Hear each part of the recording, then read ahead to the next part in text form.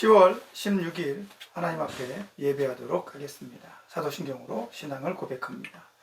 전능하사 천지를 만드신 하나님 아버지를 내가 믿사오며 그 외아들 우리 주 예수 그리스도를 믿사오니 이는 성령으로 잉태하사 동정녀 마리아에게 나시고 본디오 빌라도에게 고난을 받으사 십자가에 못 박혀 죽으시고 장사한 지 사흘 만에 죽은 자 가운데서 다시 살아나시고 하늘에 오르사 전능하신 하나님 우편에 앉아 계시다가 저리로서 산자와 죽은 자를 심판하러 오시리라.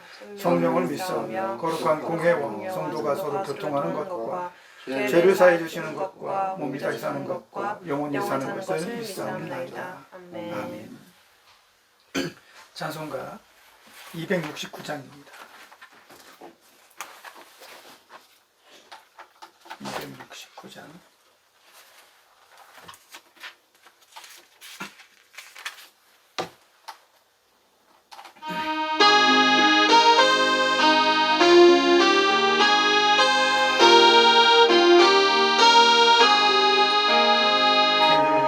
잔혹한 십자가에 주 달려 흘린 피 샘물같이 물들러서 죄 씻어주시네. 값없어도 다 나와서 내 죄를 고하며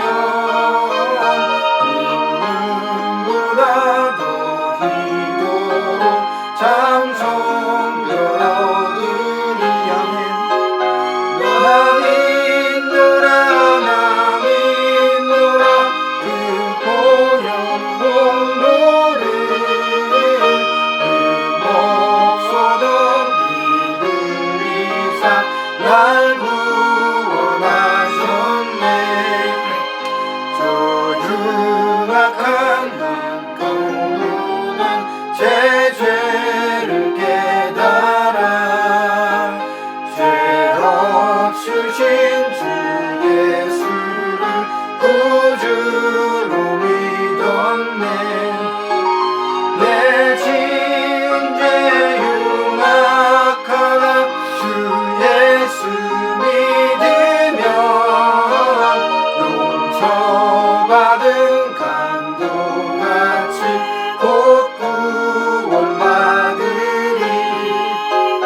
나 믿노라 나 믿노라 그 보혈 공로를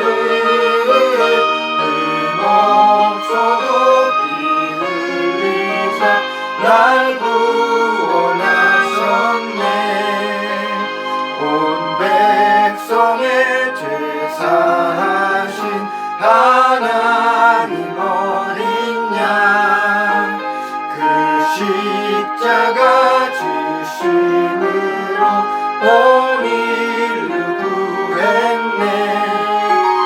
저 영원한 새 나라에 다 같이 모여서 근거 문고 한 곡조로 새 노래 부르리.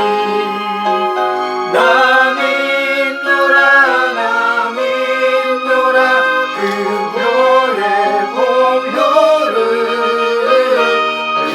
흠없어도 피 흘리사 날 구원하셨네.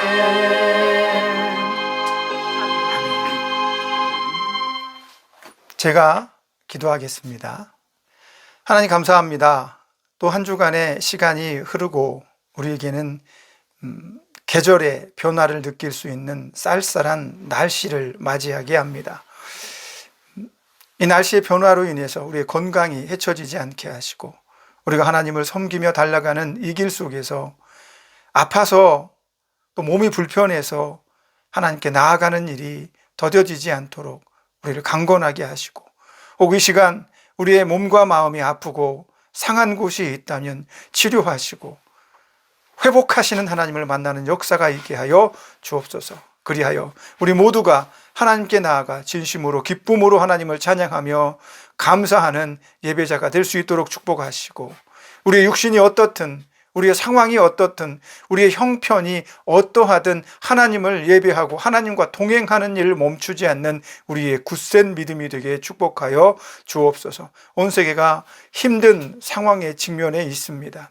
물가는 오르고 전쟁에 두려움에 떨고 있으며 수많은 사람들이 아픔과 고통에 내몰릴 수도 있는 현상이라고 말들 합니다. 이러한 불투명한 미래 속에서 우리는 기도하는 자로 서기를 원하며 절대로 강한 바람에도 꺾이지 않는 부드러움을 가지고 하나님과 함께 나아가기를 소망하는 기도를 멈추지 않는 아름다운 믿음의 사람들 되게 하여 주시고, 오늘 그 일환으로 우리가 예배할 때 성령님 만나 주시고 함께 하여 주시며, 나는 내 편이다, 나는 너와 함께 한다는 음성을 통해 오늘도 우리가 강한 마음 가지게 하여 주옵소서. 예배를 통하여 주의 은혜가 나타나게 하시고 하나님의 사랑을 경험케 하시며 너무 바빠서 잊고 있었던 하나님의 말씀을 생각하는 귀한 시간 되게 축복하여 주옵소서. 처음 시간입니다. 마치는 시간까지 주의 의로운 손으로 붙드시고 사단이 우리 마음을 해집지 못하도록 지켜 주옵소서. 이 시간 병원에서 함께 예배하는 귀한 성도들에게 주의 은총과 긍휼을 더하셔서 그들의 모든 아픔과 질병들이 깨끗하게 치료되고 낫는 역사 있게 하여 주옵소서. 예수님의 이름으로 기도합니다. 아멘. 하나님 말씀은 마태복음 25장입니다. 마태복음 25장 1절에서 13절 말씀까지 찾아보도록 하겠습니다. 찾으신 것으로 알고 제가 봉독해 드리도록 하겠습니다. 그때에 천국은 마치 등불을 들고 신랑을 맞으러 나간 10처녀와 같다 하리니 그 중에 5은 미련하고 5은 슬기 있는 자라. 미련한 자들은 등을 가지되 기름을 가지지 아니하고 슬기 있는 자들은 그릇에 기름을 담아 등과 함께 가져갔더니 신랑이 더디옴으로 다 졸며 잘새. 밤중에 소리가 나되 보라 신랑이로다 맞으러 나오라 하매 이에 그 처녀들이 다 일어나 등을 준비할세. 미련한 자들이 슬기 있는 자들에게 이르되 우리 등불이 꺼져가니 너희 기름을 좀 나눠달라 하거늘 슬기 있는 자들이 대답하여 이르되 우리와 너희가 쓰기에 다 부족할까 하노니 차라리 파는 자들에게 가서 너희 쓸 것을 사라 하니 그들이 사러 간 사이에 신랑이 오므로 준비하였던 자들은 함께 혼인잔치에 들어가고 문은 닫힌지라. 그 후에 남은 처녀들이 와서 이르되 주여 주여 우리에게 일 열어주소서. 대답하여 이르되 진실로 너희에게 이르노니 내가 너희를 알지 못하노라 하였느니라. 그런즉 깨어있으라. 너희는 그날과 그때를 알지 못하느니라. 아멘. 밤은 깊어지고 신랑이 늦어질 때라는 제목으로 하나님 말씀 전해드리도록 하겠습니다. 오늘 본문의 말씀은 예수님께서 제자들과 모인 사람들에게 천국에 대해서 설명하시는 내용입니다. 분명히 오늘 1절 말씀에 들어갈 때 전제는 천국에 대한 비유다라고 말씀을 하고 있는 거죠. 그런데 오늘 예수님께서는 그 천국에 대한 비유를 설명하실 때 그 당시 풍습에 있었던 것처럼 신랑이 신부를 데리러 집에 올 때 그 신랑을 맞이하는 모습으로 사람들에게 설명을 해주고 있습니다. 당시 이스라엘 사람들의 관습에 의하면 남자가 여자의 집에 가서 여자의 가족들과 그 모든 친지들 앞에서 여자를 신부로 맞이하고 데려오는 그런 관습이 있었습니다. 근데 그 관습에 이르러서는 신랑이 신부에게 이제 나아가게 될 텐데 그 신부에게까지 가는 그 길 중에 여러 가지 장애물들이 있다고 합니다. 왜냐하면 여자 쪽에서는 아무래도 지참금을 다 받고 이 혼인을 약속하고 이제 신랑이 와서 데려가기만 하면 되는데 이 신부의 가족들은 아쉬움이 남는 거예요. 그래서 신랑의 걸음을 멈추고 네가 우리 동생, 우리 누나를, 우리 자녀, 우리 딸을 데려가려면 우리에게, 우리 친척들에게 선물을 달라. 이렇게 요구를 했다고 합니다. 이제 그런 과정에서 이제 선물을 주고받고 옥신각신하는 그런 길을 막는 과정에서 신랑이 때때로 그 예식에 조금 늦을 수 있는 이런 일들이 빈번하게 일어났다고 그렇게 얘기를 합니다. 우리나라도 아주 과거에는 함을 파는 일이 있었죠.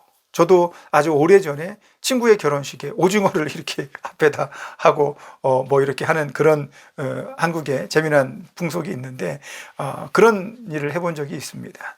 예, 함잡이한테 가족들이 돈을 이렇게 주면 그 돈을 받고 함을 가족에게 내어주는 이런 일인데요. 아주 좀 비슷한 것 같은 느낌이 듭니다. 오늘 본문에서 예수님은 이스라엘 백성들이 잘 알고 있을 법한 그런 풍습을 통해서 천국에 대해서 비유로 설명을 해주고 있습니다. 비유에 등장하는 10사람의 처녀는 이미 둘로 나뉘어져 있는 상황입니다. 5사람은 슬기가 있는 사람이고 5사람은 미련한 사람입니다. 이미 정해놓고 이야기를 시작하고 있는 겁니다. 다시 말하면 슬기로운 자와 어리석은 자, 미련한 자의 대결 구도가 되어지는 것입니다. 이들은 모두 신랑이 곧 너희를 데리러 올 것이다 라는 소식을 듣게 됩니다. 그리고 나서 그들은 자기를 데리러 오는 신랑을 맞이하기 위해서 대단히 분주하게 준비를 했을 것입니다. 이야기의 마지막 부분에 보면 준비된 신부와 신랑이 잔치가 열리고 있는 집으로 곧장 들어가는 모습을 보았을 때 이미 온 가족과 신부는 신랑을 맞을 준비가 어느 정도 되어 있었던 것 같습니다. 이제 신랑만 오면 그와 함께 손을 붙들고 예식장으로 들어가기만 하면 되는 절차를 남겨둔 거죠. 10사람의 처녀는 마음이 분주했습니다. 또 즐거운 날이죠. 기대가 되었을 것입니다.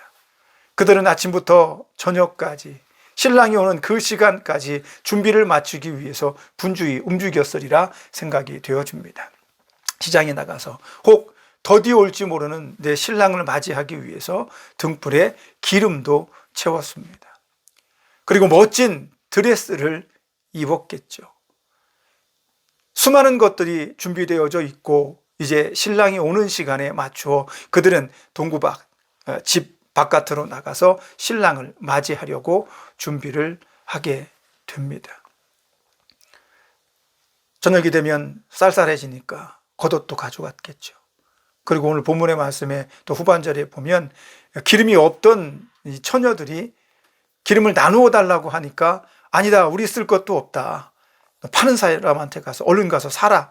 뭐 동전도 좀 돈도 좀 들고 간 모양입니다. 준비할 것은 다 준비한 것 같아요. 그러나 정말로 중요한 준비를 놓치고만 5 처녀의 이야기는 우리에게 무언가를 일깨워 주려고 하는 예수님의 의도가 거기 있다고 생각을 합니다. 5명의 처녀는 시장에 가서 등불에 채울 기름을 준비합니다. 그리고 등불에 기름이 가득 차자 옆에 사이드로 다시 엑스트라 가스를 준비를 또 하게 되는 거죠. 그러나 미련한 5 처녀는 여분의 기름을 준비하지 않았습니다. 그 정도면 되겠지라고 생각을 했던 것입니다. 그리고 이제 이윽고 그들은 나가서 신랑을 기다리게 됩니다. 재미있는 것은 왜 10 처녀가 한 자리에 모여서 한꺼번에 신랑을 기다리는지는 모르겠습니다. 그러나 이 10 처녀는 함께 자기 신랑을 기다리고 있는 거죠. 그 기다림 속에서 신랑이 늦어지고 더디 오는 일이 벌어지자 10 처녀 모두 졸며 잔다라고 오늘 본문의 5절에서 이야기를 해주고 있습니다. 슬기롭든 어리석든 다 졸고 자고 있는 상황이 벌어진 거예요. 이것이 무엇을 의미하는지는 모르겠습니다. 쉽게 말하면 이 세상 살아가면서 하나님을 믿는 사람이든 안 믿는 사람이든 자기 삶에 취해서 열심히 달려가고 열심히 그 인생을 살아냅니다. 그거는 누구나 다 똑같은 일입니다. 자기가 어떤 모습으로 이 세상에서 살아갈 것인가에 대해서는 자기 스스로 결정하는 것입니다. 내가 오늘 내일을 위해서 무엇을 준비할 것인가에 대해서는 나에게 주어진 책임입니다. 내가 내일 조금 더 능력 있는 사람으로 살기 위해서 오늘을 준비한다는 것은 매우 지혜로운 사람이라고 생각을 합니다. 꼭 등불에 기름을 채우느냐 안 채우느냐가 그 사람에게 여분의 것이 있느냐 없느냐가 지혜롭고 어리석은 것을 말하는 것은 아닐 겁니다. 다만 내일을 위해서 오늘 내가 무엇을 준비할 것이며 나의 기다림을 위해서 내가 무엇이 준비되어 있는지를 알고 있는 것이 바로 지혜로움이다라고 하는 사실입니다. 어쨌든 하나님을 믿든 안 믿든 이 세상을 살아가는 사람들은 대부분 최선을 다해서 자기의 삶을 살아갑니다. 때때로 신앙인들도 너무 바쁘고 지쳐서 하나님을 찾고 하나님과 동행해야 되는 삶을 놓칠 때도 종종 있습니다. 그러나 중요한 것은 밤이 되어서 사람들의 소리가 들립니다. 자, 이제 신랑이 가까이 왔습니다. 신부들은 앞으로 나오십시오 라고 이야기를 듣는다면 그 즉시로 깨어서 준비된 나의 모습을 보여줄 수 있어야 하지 않겠는가라는 것입니다. 5 슬기로운 처녀들은 떨어져가는 등불에 가져온 여분의 기름을 붓습니다. 그리고 기쁜 마음으로 신랑을 향해 달려 나아갑니다. 그제서야 잠이 덜 깬 채로 자기 등불에 기름이 떨어져 가는 것을 본 미련한 어리석은 처녀들은 앞으로 나아가는 슬기로운 처녀들에게 요구합니다. 나에게 기름을 좀 나누어 달라. 내 기름이 다 떨어져 가고 있다. 하지만 슬기로운 처녀들 입장에서는 이것을 나누는 동안 또 자기들 것도 부족할 수 있다라는 염려 때문에 그들의 요청을 거절합니다. 얼른 뛰어가서 기름을 사라. 얼마나 늦은 밤인지 모르겠지만 그 어리석은 처자들은 기름을 사러 그 자리를 뜨고맙니다. 마침 그때 신랑이 도착을 하는 거죠. 신랑은 준비된 5 처녀와 함께 혼례식장으로 들어가고 그 문은 굳게 닫혔다라고 오늘 성경은 이야기를 합니다. 오늘 이 혼례 비유, 혼인잔치의 비유의 특징은 준비성에 대한 이야기라고 생각을 합니다. 어떻게 준비되었는가? 무엇을 준비하고 있는가에 대한 이야기죠. 그러나 한편으로 이런 생각도 해봅니다. 10명의 처녀들이 함께 신랑을 맞이하러 나왔다면 혼례라는 것이 일반적으로 적어도 신랑이 누구인지, 물론 아주 옛날에는 신랑 얼굴도 못 보고 결혼한 사람들도 많이 있다고 하기도 합니다.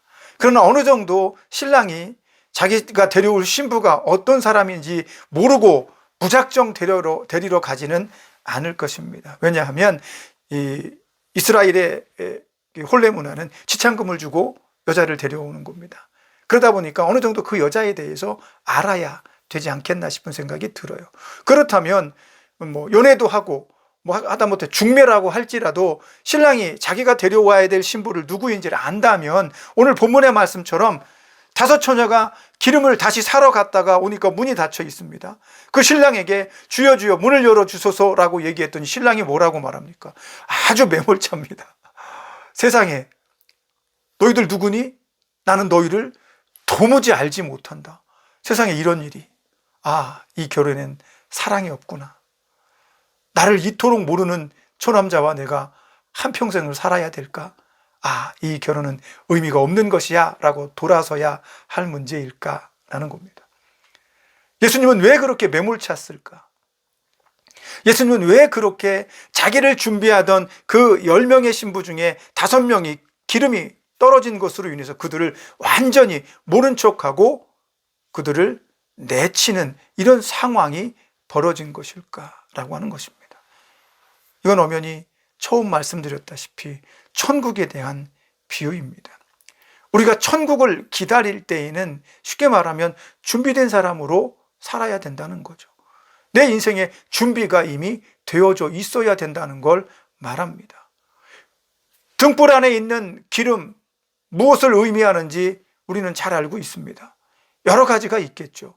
착하게 사는 것, 믿음으로 사는 것, 기도도 열심히 하고 복음도 전하고 선교도 하는 것, 그런 것이 우리 등불에 담겨있는 기름일 수 있다는 겁니다.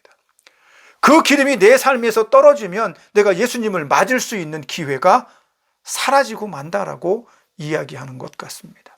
그러나 중요한 것은 구원이라고 하는 건 내가 내 임의대로 착하게 살았다고 얻을 수 있는 게 아닙니다.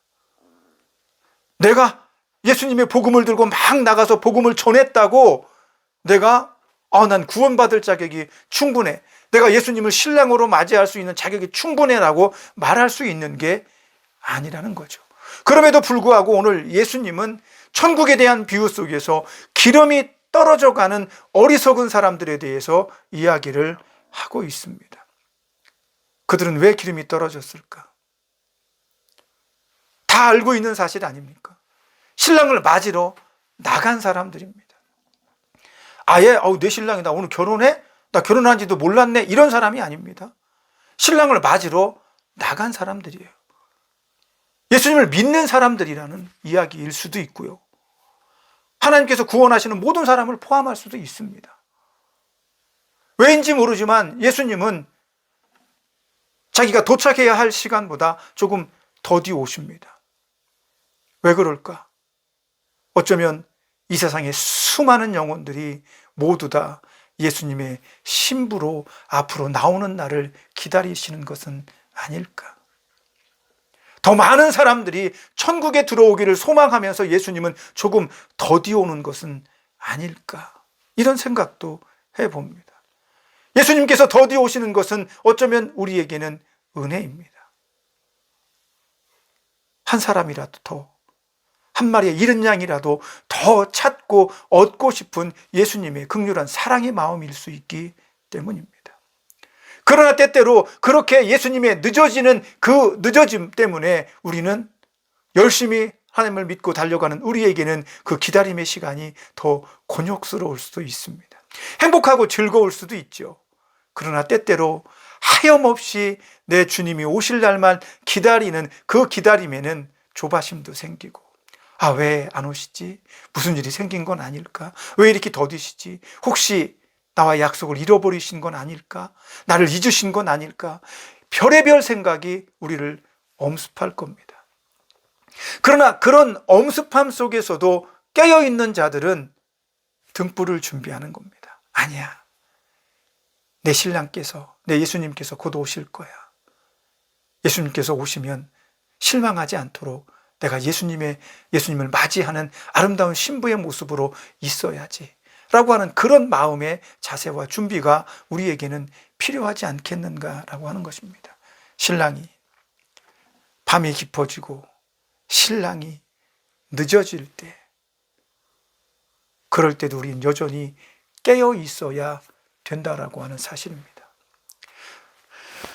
마태복음 7장 24절에서 27절의 말씀에 보면 산상수훈의 제일 마지막 말씀이 거기에 등장을 합니다.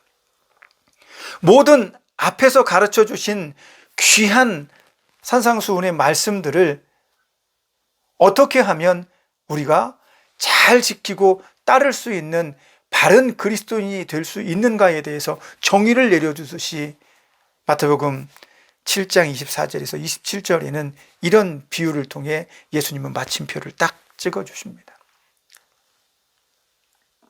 예수 그리스도의 말씀을 듣고 따르는 자는 그 집을 반석 위에 지은 자와 같이 지혜로운 자다라고 말씀하십니다. 창수가 나고 홍수가 나도 절대로 휩쓸려 가지 않을 것이다라고 말합니다. 곧이어 나오는 말씀은 어리석은 사람들에 대한 이야기입니다. 예수님의 말씀을 듣고 그 집을 모래 위에 지은 사람은 어리석은 사람이다, 미련한 사람이다. 창수가 나고 홍수가 나면 그 집은 사라져버리고 말 것이다. 이것이 슬기로움과 어리석음에 대한 정의입니다. 오늘 이 슬기로운 다섯 처녀와 어리석은 다섯 처녀는, 미련한 다섯 처녀는 바로 그러한 것들에 대한 이야기라고 생각을 합니다. 우리가 지혜로우려고 하면 예수님의 말씀을 듣고 믿음으로 그 말씀을 실천하고 순종하는 일에 있습니다. 우리는 완벽하지 못하기 때문에 때때로 완벽하게 그 말씀을 순종해내진 못합니다. 저는 항상 생각합니다. 예수님이 우리에게, 나에게 완벽함을 추구하셨다면 저는 지금 여기에 있지 않을 것입니다. 못할 것입니다. 지옥에 가 있겠죠. 얼마나 많은 죄를 지었는지, 얼마나 많은 모자름이 있는지, 얼마나 많은 부족함이 있는지 저는 잘 알고 있습니다. 그런 저를 용납하시는 건 어쩌면 더디 오시는 하나님의 은혜가 아닐까 싶은 생각이 들어집니다.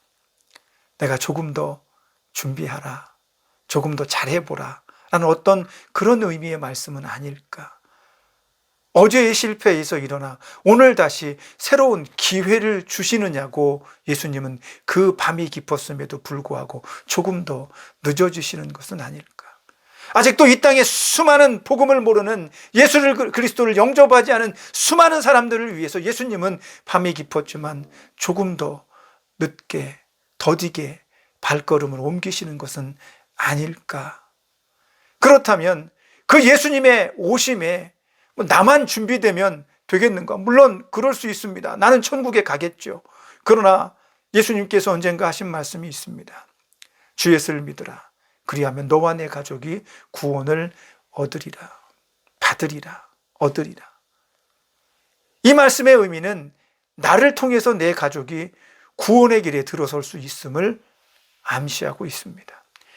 내가 우리 가족에서 대표로 믿어서 우리 가족 모두를 다 구원할 수 있는 것이 아니라 나를 통한 복음의 시작이 내 가족에게 전달되어지고 내 가족에게 그 빛이 비춰줌으로 그들도 하나님을 만날 수 있는 기회가 열릴 수 있다는 겁니다.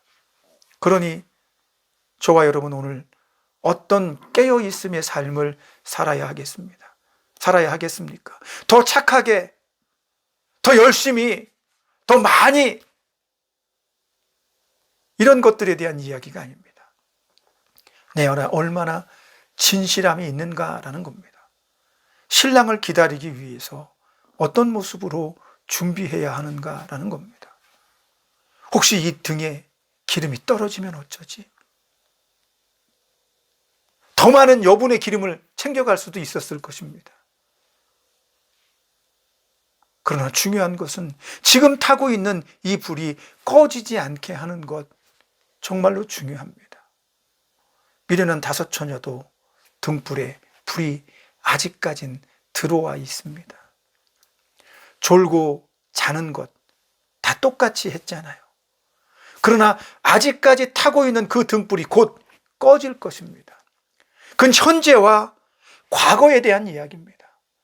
지금 현재 내 등불에 기름이 다해서 꺼지려고 하는 이 모습은 과거에 불과 몇 시간 전에, 불과 며칠 전에, 불과 몇 년 전에 내가 여분의 기름을 챙겨놓지 못했다는 것에서 나오는 결과라고 하는 사실이죠. 어제까지 여러분은 예수님을 만날 준비가 되어 있었을지 모릅니다. 오늘도 예수님 만날 준비가 되어 있습니까? 갱신이라고 말하죠. 새롭게 업그레이드 하는 겁니다. 자꾸 달라지는 겁니다. 새로운 방식이 됩니다. 어제 내가 예수님을 영접할 수 있는 나가 아니라 오늘 지금 내가 예수님을 만날 수 있는 기름을 가지고 등불을 밝히는 자가 되어야 되는 것입니다. 내가 왕년에 얼마나 많이 신앙생활을 하고 내가 얼마나 많이 성경을 읽었는지 알아? 내가 왕년에 기도를 얼마나 많이 했는지 알아? 저도 그런 얘기 종종 합니다. 한번 앉으면 기도를 5시간, 6시간씩 했던 때도 있었습니다. 지금은 삶의 방식이 달라져서인지 아니면 여러 가지 이유들에서인지 모르지만 그때만큼은 하지 못합니다. 하지만 하려고 노력은 합니다. 분량의 문제가 아니라 마음의 문제입니다. 슬기로운 다섯 처녀는 그 등불에 기름이 떨어지지 않게 하기 위해서 그 등불을 준비한 겁니다. 이 마음이 중요한 겁니다. 둘 다 자고 둘 다 좋을 수 있습니다. 그러나 슬기로운 다섯 처녀는 이 등불이 꺼지지 않게 하기 위한 그런 애달픈 마음, 그 신랑을 기다리는 극한 사모의 마음이 있었다는 겁니다. 예수님 속히 오시옵소서, 주 예수여 어서 오시옵소서, 그렇게 고백하는데 예수님께서 정작 딱 도착하셨는데 준비가 전혀 안 된 사람이라면 과연 내가 예수님 앞에서 어떤 모습으로 서 있게 되겠습니까? 오늘 미련한 다섯 처녀는 굳게 닫힌 문에서 예수님을 아는 척을 합니다. 예수님, 예수님, 신랑이요, 신랑이요. 내가 여기 있습니다. 문 좀 열어주세요. 얼마나 신랑이 성격이 괴팍하면 그 문을 안 열어줍니까? 이렇게 생각할 수도 있겠죠. 그러나 중요한 것은 이것은 구원에 대한 문제입니다. 자기 하나밖에 없는 신랑인데 그 신랑을 맞을 준비가 안 된 사람이라면 그 혼례에 적합한 사람이 아니라는 거죠. 현재 같으면 무슨 문제가 있습니까? 뭐 가로등도 있고 등불 없어도 그 예수님 충분히 만날 수 있겠죠, 신랑을. 그런데 예수님은 그런 의도로 말씀하신 게 아닙니다. 이 미련한 다섯 처녀는 이미 시장에서 등불에 기름을 채울 때부터 그 남편을 기다리는 열렬한 소망이 조금 많이 떨어져 있었던 겁니다. 이 기름이 떨어지면 내가 신랑을 보지 못한다, 만나지 못한다라는 이런 경각심이 없었던 거죠. 떨어지기 전에 오겠지. 내가 열심히 믿을 때 오시겠지. 내가 열심히 할 때 예수님께서 딱 오셔서 내가 열심히 하는 모습을 보면서 열심히 하는구나 라고 말씀하시겠지. 그러나 그렇지 않을 수 있습니다. 때때로 우리는 급작스럽게 예수님의 오심을 만날 수도 있습니다. 느닷없이 우리는 하나님께 부름을 받을 수도 있습니다. 오늘 본문의 말씀처럼 너희는 깨어 있어 그날을 대비하고 준비하라 라고 말씀하십니다. 어떤 사람은 지붕에 있다가 예수님을 만날 것이고 어떤 사람은 밭에서 일을 하다가 예수님을 만날 것이다 라고 말씀하신 적도 있습니다. 우리가 일반적인 삶을 살아가면서 언제든지 예수님을 맞이할 수 있습니다. 나의 인생의 밤이 칠흑같이 어둡고 깊어서 내 육신이 아프고 병들어서 내 사업이 힘들고 어려울 때 너무 힘들고 괴로워서 등불에 기름을 채우는 것을 잊는 날이 있을지도 모르겠습니다. 그러나 그런 날이 없어야 된다라고 성경은 아주 매몰차게 말하고 있는 겁니다. 구원은 그런 것입니다.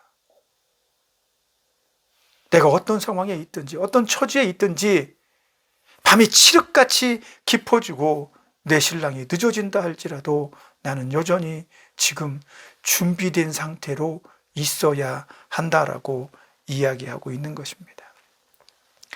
누가 지혜로운 성도입니까? 교회 안에서 어떤 직분을 받건 어떤 모습에 있건 그것은 중요하지 않다고 봅니다. 내가 지금 어떤 마음의 상태와 어떤 모습으로 내 신랑 예수님을 기다리고 있는가가 중요합니다. 그 예수님을 기다리면서 봉사하시고 기도하시고 복음을 전하시고 예수님의 이름이 드러날 수 있도록 선한 삶을 살아내십시오. 그것이 바로 깨어있는 자이며 깨어있음이란 예수님의 말씀을 듣고 믿음으로 그 말씀을 신실하게 지키며 반석에 자기 집을 짓는 것입니다. 듣고 배운 것이 문제가 아니라 얼마만큼 예수님의 말씀을 실천하고 따르느냐, 따름에 있어 그 예수님을 얼마나 마음속에 가지고 예수님 때문에 그 일이 가능하며 때때로 내 안에서 성령님께서 갑작스럽게 말씀하십니다. 내 마음을 움직여 주십니다. 내 양심의 소리에 큰 소리로 말씀하십니다. 이건 아니다 라고 말씀하시면 우리는 그렇습니까? 즉시 돌이킬 줄 아는 깨어있음이 필요합니다. 저는 수많은 신앙인들 가운데 하나님의 음성을 들었다는 분을 너무 존경하고 부러워합니다. 야곱같이 아브라함같이 하나님의 음성을 직접 들은 적이 기억나지 않습니다. 그런데 하나님은 저에게 말씀으로 깨닫게 해주십니다. 언젠가 어떤 선배 목사님이 이런 말씀을 하셨습니다. 하나님께서 제게 말씀하지 않으십니다. 그랬더니 그 선배 목사님께서 대다수의 사람이 그렇게 생각하고 있다고. 그러나 하나님은 하나님의 말씀으로 우리에게 말씀해 주고 있다고. 그래서 당신이 얼마만큼 하나님의 말씀 성경을 알고 있는지에 따라서 하나님의 음성을 들을 수 있는 기회가 생길 거라고 말씀을 해 주셨습니다. 옳거니 하나님의 말씀이 우리 손에 있습니다. 이 말씀을 깊이 묵상하고 또 묵상하다가 밤이 깊어지면 잊어버릴 수 있습니다. 그러나 내 안에서 하나님께서 깨닫는 음성으로 생각나게 하시고 기억나게 해주시는 은혜를 베풀어 주시죠. 그 하나님의 음성, 하나님의 말씀을 통해서 우리는 바른 길을 잡고 바른 길을 걸어갈 수 있는 기회를 제공받는 것입니다. 기도만 많이 하는 것 가능합니다. 그러나 말씀 위에서 기도하신다면 굳건히 흔들리지 않을 것입니다. 흔들리지 않아야 우리는 등불에 기름이 떨어지지 않는 여분의 기름을 계속 생산해낼 수 있지 않겠습니까? 이 한 주간도 여러분의 등불이 꺼지지 않게 하십시오. 힘들고 어려워도 밤이 깊어져도 여러분의 신랑을 기다리는 일을 절대로 게을리하지 마십시오. 여러분의 드레스가 더러워지지 않고 여러분이 준비한 그 등불이 땅에 떨어지지 않도록 깨어서 지키십시오. 여러분의 믿음을 오늘도 지켜나갈 수 있는 은혜가 있기를 바랍니다. 이 한 주간도 성령께서 여러분들을 붙드시고 이끄시며 함께 하시기를 축복합니다. 기도하겠습니다. 밤은 깊어지고 우리가 그토록 학수고대하는 주님은 더디 오실 때 내 삶의 무거운 무게로 힘겹고 버거울 때도 그럴 때이라도 우리는 예수 그리스도를 기다리는 그 기다림을 놓치지 않는 지혜로운 자가 되게 하여 주옵소서. 그러기 위해서 예수님께서 가르쳐 주신 말씀들을 마음에 품고 기도함으로 오늘도 깨어있는 자로 내 등불에 여분의 기름이 아직도 남아 활활 타오르며 신랑을 맞이할 준비가 되어져 있는 우리로 살 수 있도록 힘을 더하여 주옵소서. 예수님의 이름으로 기도합니다. 아멘. 찬송가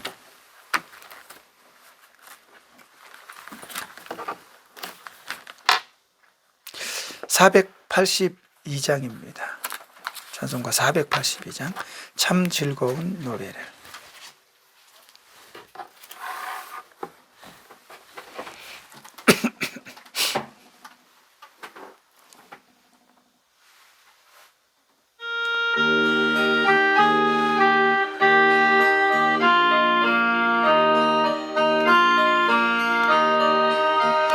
참 즐거운 노래를 늘 높이 불러서 이 세상 사는 동안 주 찬양하겠네.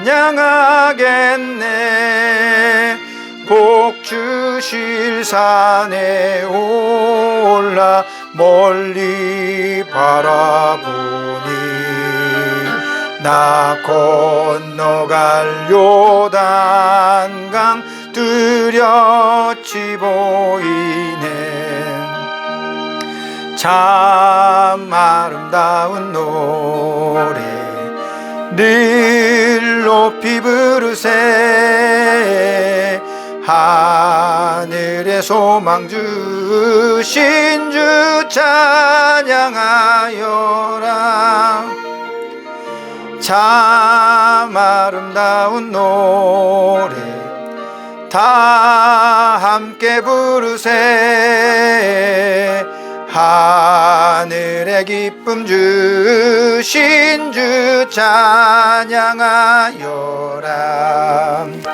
참 즐거운 노래를 늘 높이 불러서 내 영혼 구원하신 주 찬양하겠네.